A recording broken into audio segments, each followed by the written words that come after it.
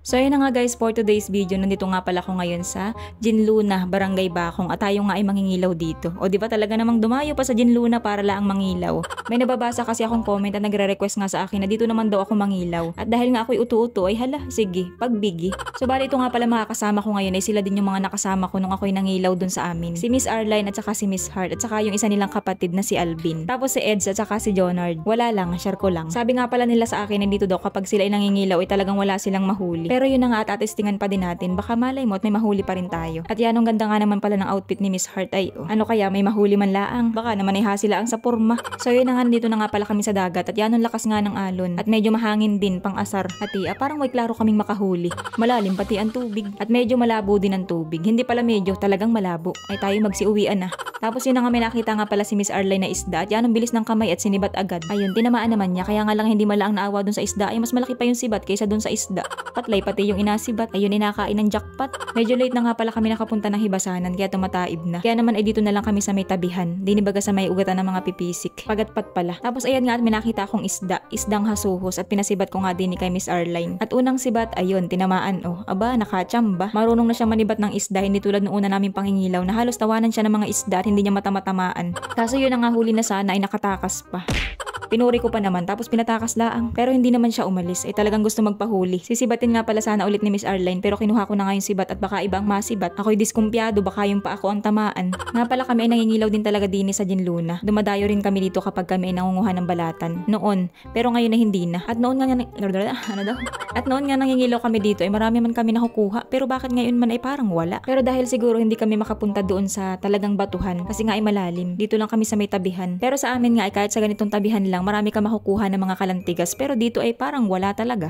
Pero ayun, may nakita nga pala silang kalantigas at kanina pa sinisibat ni Jonard hindi matamaan. Ang labo kasi ng tubig, hindi nila masyadong maaninag. Kaya naman ay si Miss Heart naman ang tetesting kung mahuhuli niya. Hala daw, kung kaya. Ang gamit nga pala niya ay pana. Ang pana nga pala niya ay gawa sa tadyang ng payong. O di ba pati payong nagkatadyang?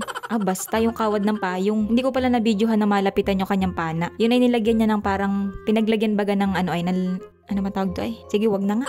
Kahit pa paano nga pala ay may nahuhula rin kami. Medyo madalang nga lang at karamihan pa ay maliliit. May kinukwento nga pala sa akin si Miss Arline na meron daw ditong isda na tinatawag nilang dapa na kapag siya daw ay nakahuli ng gayon ay masaya na daw siya dun. At ito nga pala yung tinutukoy niyang isda. Ay wow, yan ang laki Yung ganong isda daw ay pinapahanapan niya. At yun daw ay inuulam nila, piniprito, pinapalutong baga. Pero sa amin yan ay hindi kinakain. Gamya ang tawag namin dun. Nga pala medyo naiinip akong mangilaw dito. Kaya naman nung may nakita nga akong hipo na medyo pwede naman ang kunin. Ay ayan, huhulihin ko na at puro lakad na lang ang ginawa ko dito ay. Hoy, bakit parang nagagalit na naman? At ayun, nahuli ko naman. Hindi yung malaki ha. Yan ay bunga ng bakawan ito. Ayan, yan yung hipon. Abay malamang.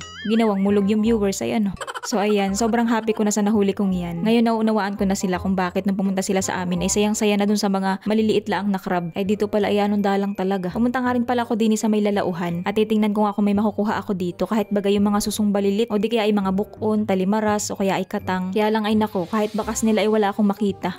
Pero siguro meron din naman makukuha dito sa hibasanan nila. Kung baga ay kung malaki sana ang hibas, mapupuntahan sana namin yung mga batuhan talaga. Dun baga sa may mga lamawan na tinatawag namin. Yung lamawan nga pala ay paano nga ba explain yun?